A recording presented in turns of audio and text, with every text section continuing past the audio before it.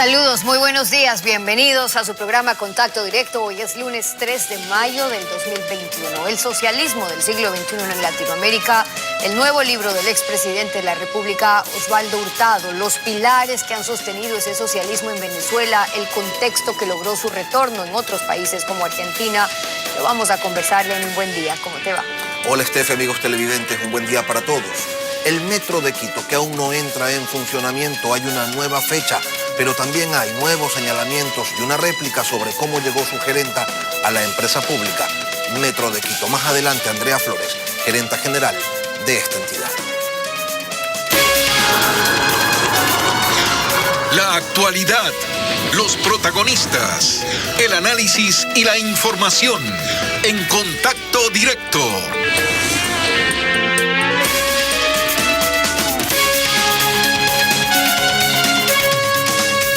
Antes compartimos con ustedes ciertas noticias. En Guayaquil se reportan familias enteras enfermas de dengue. Las autoridades locales han identificado ya las zonas con más casos de este tipo. Una de ellas es el suburbio de la ciudad, donde se reportan 343 enfermos. Nos cuenta ahora Estefanía Arias. Comencé con una calentura. Ya después, ya más pasando las horas, ya me comenzó escalofrío. Hace una semana, Yanet Ramírez comenzó a presentar los primeros síntomas de dengue. Desde ese día se le ha hecho imposible levantarse del mueble de su casa, donde pasa con una toalla húmeda controlando la fiebre. Ya el domingo, lunes, ya me comenzó a coger náusea y me ponía mal, pues el decaimiento me ponía mal y dolor de la cabeza. Pero no es la única en su familia que está enferma. Su sobrina fue hospitalizada el pasado miércoles y ahora su esposo ya presenta algunos síntomas. A las 6 de la tarde usted ya no puede estar porque están los mosquitos, parecen así, avispas que uno no tiene cómo, sino que tiene que dar con un trapito venteándose, no sé, pues si ahí me picaría, no sé. Situaciones como esta preocupan a las autoridades locales, pues aseguran que han identificado las zonas con más casos de familias enteras enfermas de dengue. Según el Ministerio de Salud, en Guayaquil hay 700 casos confirmados de dengue en lo que va del año. De estos, 343 se reportan solo en el suburbio. El resto se da en Monte Sinaí, Guasmo y Vergeles. Estuvimos ayer en una calle de la 24 y la R, donde hayan 3 niños, 3 personas en una sola familia también con contagiadas de dengue. Sí, el problema de todo esto radica a que no limpian sus patios. En las dos casas hemos encontrado que hay maleza. En Monte Sinaí nos reportaron hace 3 días, 3 casos. Por favor, salir todos. Se va a fumigar contra el dengue. Sostiene que a estos sitios han llegado con fumigación. Limpiar el portal, cortar la maleza, podar árboles de su casa, claro. Lo que es la parte de los patios, no reservorios. Por lo que esperan que haya cooperación de la comunidad para que estos casos no sigan aumentando. Y sobre la vacunación, una convocatoria falsa y la ansiedad por recibir una vacuna contra el COVID-19 ha generado aglomeraciones en Quito. El sábado largas filas se presentaron hasta la noche. El domingo el proceso fue más ágil, pero no estuvo exento de problemas. Francisco Garcés siguió la jornada. Nos cuenta ahora. Son cientos de profesores y personal de salud, la mayoría de consultorios y clínicas privadas, que hicieron largas filas en el punto de vacunación del Parque Bicentenario en el norte de Quito. Hasta la noche del sábado el panorama fue el mismo en este sitio y en el Colegio Benalcázar. Por ello, el Ministerio de Salud debió hasta disponer de vacunas no previstas. Pero el domingo empezó así. Son cientos de servidores médicos que acudieron desde la madrugada a exigir la vacuna en el Colegio Benalcázar, donde no estaba previsto recibirlos. Este punto de vacunación es solo un punto de vacunación para segundas dosis. Personas que se vacunaron el 10 de abril o antes. El día de hoy no hay primeras dosis para personal médico, para personal asistencial. Nos mandaron por Facebook. Es la única manera que nos dijeron. No nos dijeron de fuentes oficiales ni nada. Aunque sabían que las convocatorias eran falsas, no estuvieron dispuestos a irse sin ser vacunados. Aunque seamos particulares, día a día estamos con pacientes ahí. Estamos con pacientes de todos los días y estamos también expuestos. Al final de la jornada fueron más de 200 personas que recibieron este domingo dosis adicionales en ese colegio. Y si lo sumamos a los del sábado en ese punto y los del Bicentenario, en total fueron 600 vacunados que no estaban en agenda. Pero esto no se va a volver a repetir. Los únicos afectados en este proceso son las ciudadanías que no se puede vacunar, como así se ha planificado dentro del Ministerio de Salud. Este día, en el punto de inmunización del Parque Bicentenario, el proceso fue más ordenado. Ahí el fin de semana se vacunó a más de 6,000 profesores y a escala nacional ya son 93,000 docentes los que han recibido la primera dosis. Lo que nosotros hacemos es enviar la convocatoria a los docentes directamente, pero también confirmarla a través de los directivos de las instituciones educativas. Por esto es que nosotros no necesitamos otro tipo de agendamientos. Desde esta semana se abrirán nuevos puntos de vacunación en Quito y se sumarán también 24 puestos a nivel nacional para jubilados y pensionistas del Seguro Social.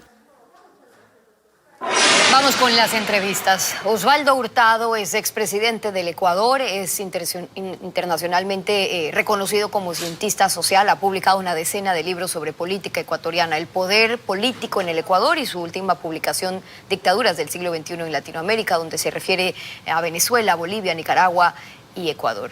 Buenos días, bienvenido a Contacto Directo. ¿Qué tal, Estefanía? Encantado de estar contigo. Gracias por acompañarnos. Usted ha escrito varias publicaciones ya sobre las coyunturas de la política nacional. En 2012 escribió Dictaduras del siglo XXI en el caso de Ecuador. Se refiere usted ahora a su expansión regional. Desde esa perspectiva, ¿cuál cree que ha resultado ser ese caldo de cultivo común en este socialismo del siglo XXI? ¿Y cuánto ha pesado ahí el fracaso de la vieja política? Mire, la democracia con todos, porque cuando se habla de la vieja política, uno se refiere a los gobiernos anteriores a la dictadura de Correa. Con todos los defectos que tuvieron, que fueron muchos, con todas sus limitaciones, algunas de ellas económicas, fueron gobiernos democráticos, respetuosos en general de la Constitución y de la ley. Hubo alguna excepción, pero fue una excepción. Y para hablar del asunto que tanto preocupa a la mayor parte de los ecuatorianos, la reducción de la pobreza, ella cayó bastante más antes de los gobiernos de Correa que durante y después del gobierno de Correa. La democracia, con todos sus defectos, es el mejor sistema de gobierno, no solo para asegurarnos libertad, participación, derechos humanos, sino también para el progreso de las sociedades. Eso también marcando las diferencias entre los sistemas democráticos y el socialismo. Ahora le preguntaba, ¿cuál vio usted que sería ese caldo de cultivo común en cambio del socialismo del siglo XXI aplicado ya en varios países de la región? Bueno, yo me asombro que frente a las evidencias que existen en Asia, China, en Euroasia, la Unión Soviética, en América Latina, Cuba, Venezuela, Nicaragua, que no solo han sido regímenes opresivos, sino que además han causado la muerte de millones de personas, en algunas ocasiones por hambre, por hambruna, provocada por las políticas económicas de esos gobiernos. Existe gente bien preparada, bien estudiosa, que no registra estos hechos y sigue defendiendo al socialismo del siglo XXI, en este caso, para que gobierne otros países de América Latina. El socialismo está asociado en el mundo moderno al atraso, a la pobreza, a la marginación internacional y a que millones de personas disminuyan sus niveles de vida. Bueno, afortunadamente los ecuatorianos procedieron con sabiduría en las últimas elecciones y eligieron un gobierno que va en sentido contrario. El socialismo del siglo XXI aplica la vía democrática para llegar al poder, luego en el poder, a través del camino plebiscitario, de las consultas, dictan una nueva constitución, logran el total del Estado, el control total del Estado.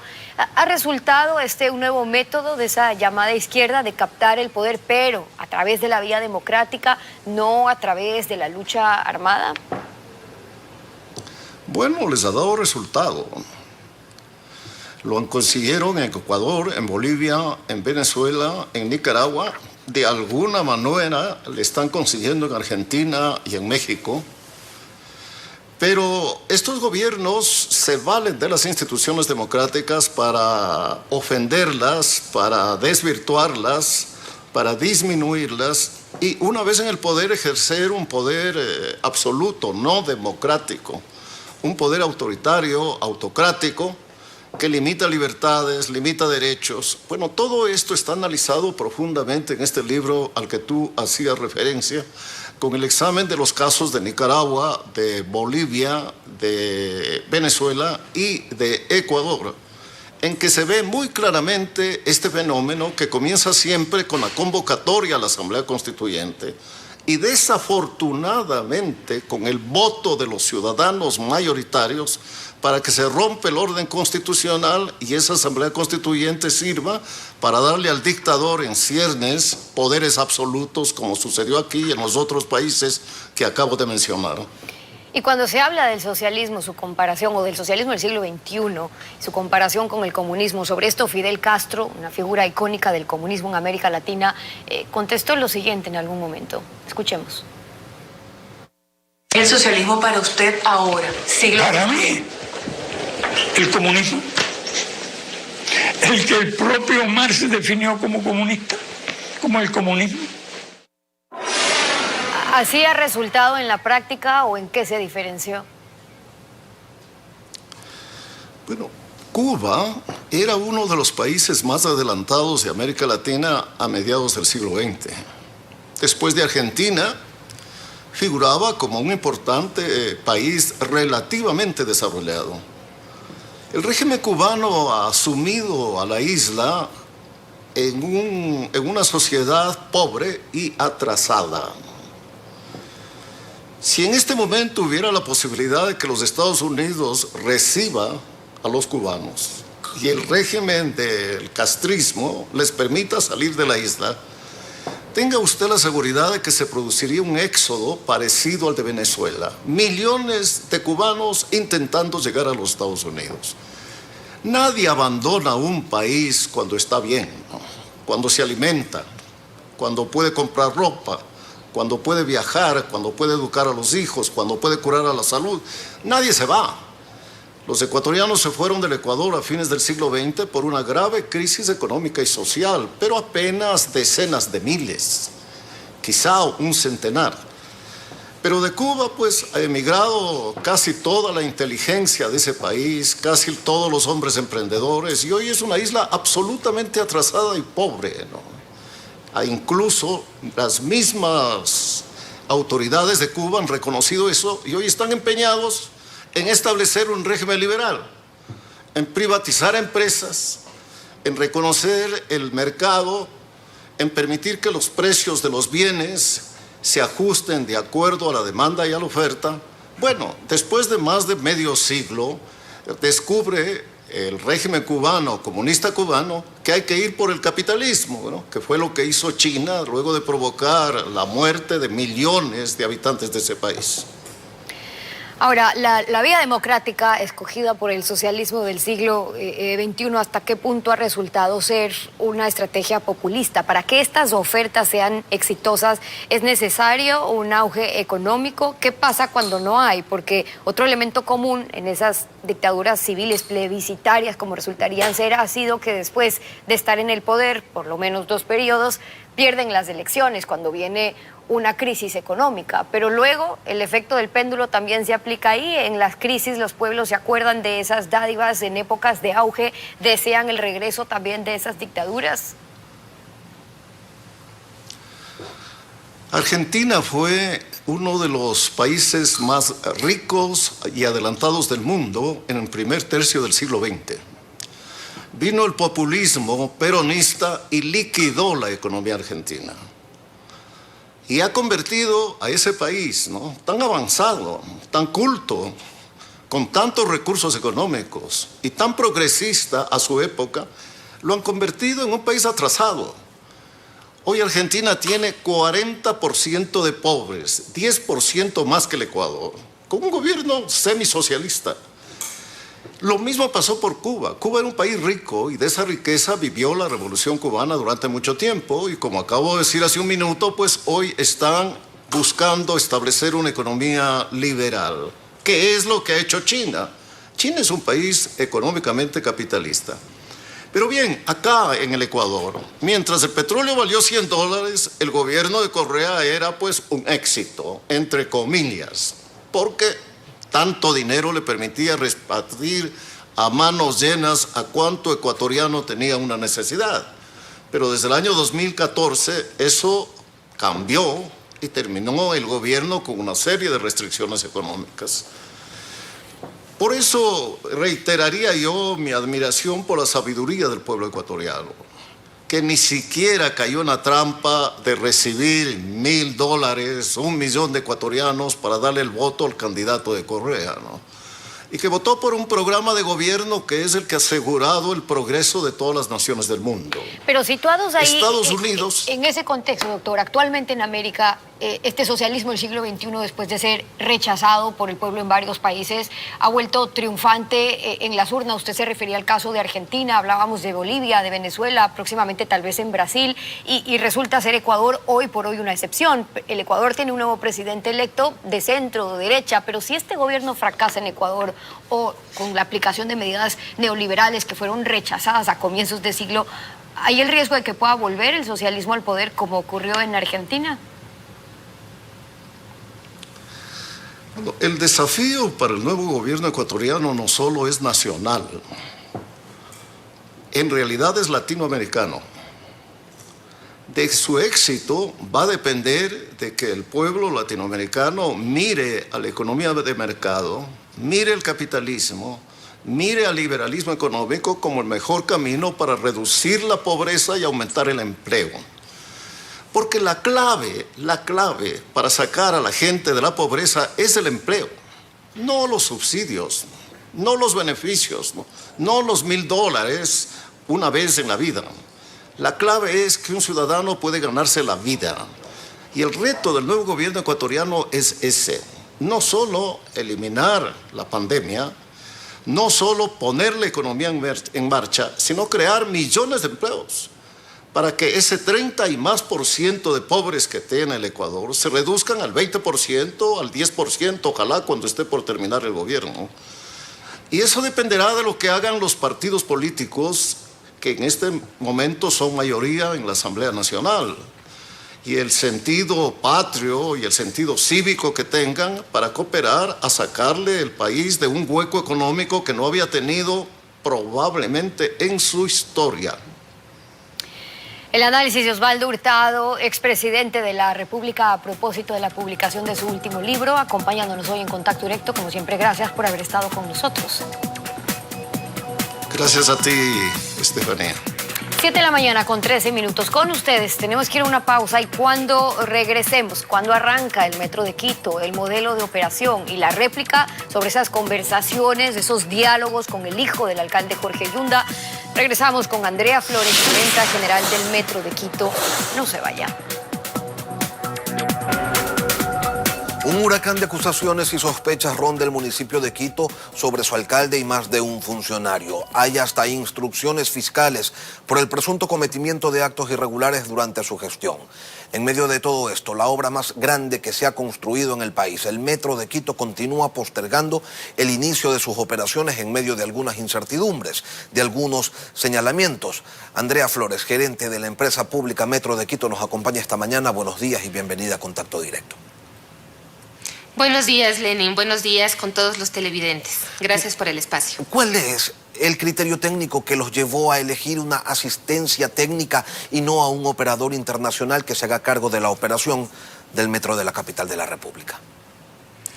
Bueno, Lenin, es muy importante que la ciudadanía tenga información de primera mano y conozca que la operación del Metro de Quito sí se encuentra definida, que es una decisión que tomó el directorio el 2 de marzo del presente año, donde decidió que se haga una gestión directa, esto es, que sea la empresa pública la que brinde el servicio de transporte y que lo haga de la mano con un operador internacional que brinde una asistencia técnica durante los siguientes 6 meses de preoperación y 3 años de operación comercial. Esto es un modelo de operación exitoso alrededor del mundo, con resultados también en la región. Nosotros para esta decisión hemos llevado adelante un análisis técnico, financiero, de costos y jurídico que permitió al directorio precisamente decidir por la gestión directa del servicio. Aquí lo que llama la atención es que ha habido cambios de criterios de forma constante. En noviembre del 2020, el entonces gerente Edison Llanes indicaba que un proceso de alianza estratégica aseguraba que terminada la obra la ciudadanía pudiera acceder al servicio y que otro camino, decía en su momento ese gerente, otro camino iba a generar plazos más largos y retrasaría la operación. Ustedes, en cambio, señalan exactamente lo contrario y sostienen que entregar la operación a otra empresa hubiera tomado 2 años. Lo cierto es que el metro hoy no funciona y que la gente continúa teniendo dudas. ¿Cómo se garantiza que con esta modalidad adoptada la empresa no se va a convertir en un botín político de las administraciones de turno? Bueno, Lenín, existe una empresa pública que está creada desde el 2012 para este fin. En el 2012 la empresa pública Metro de Quito fue concebida para brindar el servicio, para gestionar el servicio de transporte. Nosotros lo que hemos hecho es dar cumplimiento estrictamente a lo que señala el Código Municipal.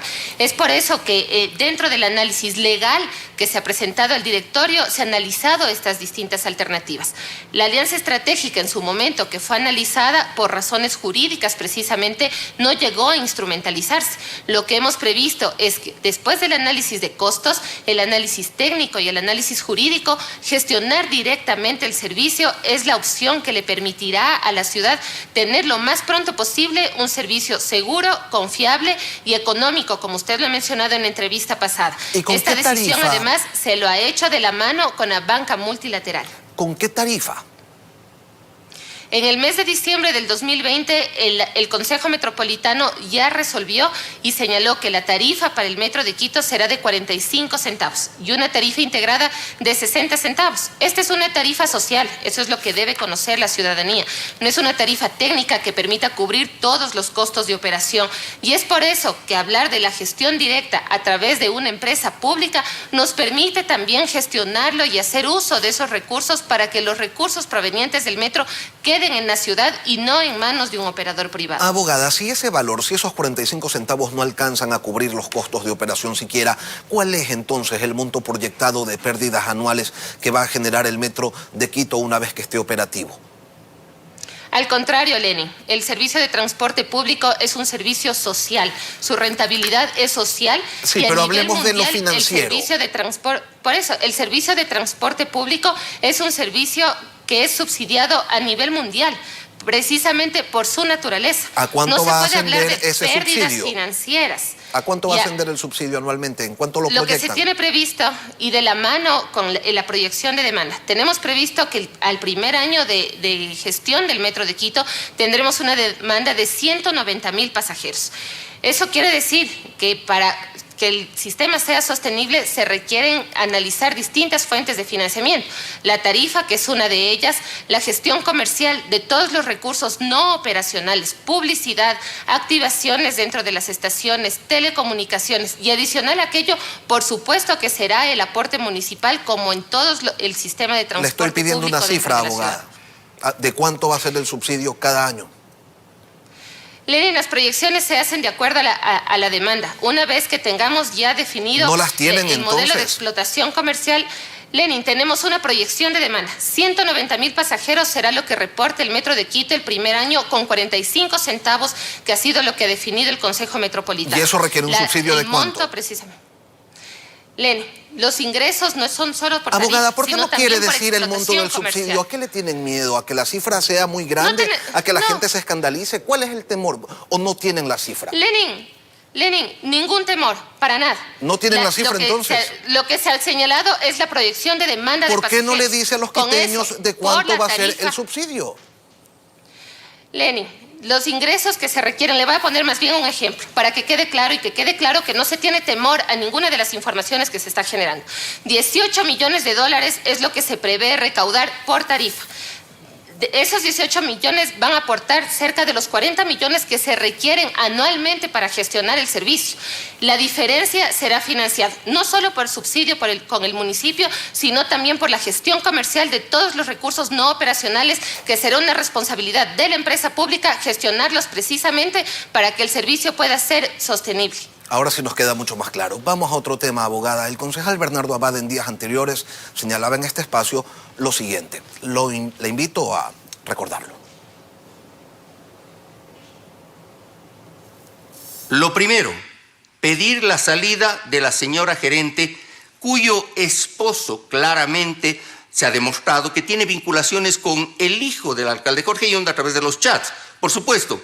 Y resulta que en esos chats, que durante varios meses, obviamente, demostraban que han estado en contacto el señor Pedro Berresuete, esposo de la señora Andrea Flores, y el señor Sebastián Yunda, se ha notado claramente que había una especie de confabulación para buscar que Andrea Flores sea la gerente del metro. El concejal Abad, quien votó para que usted ocupe el cargo que hoy ostenta, ahora pide que usted renuncie a ese mismo cargo. ¿Lo va a hacer? Qué importante que nos brinde la oportunidad de aclarar. Mi nombramiento se dio en el seno de un directorio que está conformado por 5 miembros y cuya decisión se tomó de una terna donde se puso a consideración 3 hojas de vida. Una de esas fue la mía. El encargo que me han dado es poner en marcha el Metro de Quito y he puesto a disposición de la ciudadanía mi trabajo, mi experiencia y el conocimiento de todo el equipo técnico que conforma actualmente la empresa pública. Precisamente por la responsabilidad que conlleva ejercer este cargo, es que en medio de esta coyuntura política hemos dado continuidad a cada una de las tareas que se deben ejecutar dentro de la empresa pública. Un proceso de recepción de obra que ha iniciado y que no se puede detener, la contratación de un operador que es indispensable para poner en marcha el sistema. Ese es el trabajo que hemos llevado día a día. Sin embargo, abogada, yo ejerzo un cargo de libre remoción y está a disposición de los miembros del directorio desde el primer día que yo fui nombrada gerente general. Abogada, ¿por qué su esposo dialogaba con el hijo del alcalde Sebastián Yunda, influyente personaje en las decisiones que se tomaban en el Cabildo quiteño, justamente sobre la presentación de su nombre para ocupar la gerencia de la empresa pública Metro de Quito, y a la vuelta de pocas semanas pues usted estaba allí en el cargo? ¿Tiene relación el diálogo con su nominación y con su posterior designación? Ninguna, Lenin. Los mensajes totalmente sacados de contexto en fechas que no guardan ninguna relación ni con mi nombramiento ni con mi trabajo dentro del municipio de Quito. Ninguna persona externa ha tenido injerencia en las decisiones que se ha tomado dentro del metro. Nuevamente, son mensajes que no tienen relación ni con el trabajo técnico ni con mis actividades profesionales. Es por eso que continuamos trabajando día a día para cumplir con el propósito que nos han encargado a todo el equipo de trabajo que conforma la empresa pública. Revisemos algunos de esos diálogos que tenía su esposo pues con el hijo del alcalde Yunda. Adelante. El 23 de noviembre de 2019, el esposo de la gerente del Metro de Quito le envía al hijo del alcalde un tuit de la Secretaría de Movilidad sobre operativos y le escribe: Mira esto, controles dispuestos desde la dirección de Joana Aguirre. Pana, esta man es la que controla las licencias y los controles de publicidad de todos los buses que nos están colaborando. Tal vez tu pana, el director, Juan Aguirre, pueda hacer algo. No me digas, y ahora están en problemas. Claro, pana, hay que pedirle el favor a tu pana Aguirre, que le diga a la Secretaría de Movilidad que no nos controle. Abogada, ¿le parece a usted correcto que un ciudadano gestione que una institución pública no cumpla con su labor? Lenin, qué bueno que haya mostrado esos mensajes, porque es evidente, en el año 2019 yo no guardaba ninguna relación con el municipio de Quito.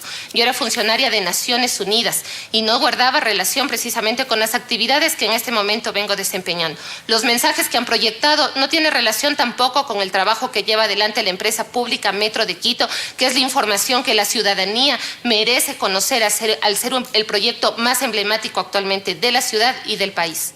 Pero yo le preguntaba si le parece correcto que un ciudadano gestione ante el hijo del alcalde de la ciudad que una empresa pública, una empresa municipal, no cumpla con su labor porque los está perjudicando. Lenin, los mensajes no son de mi autoría, primero.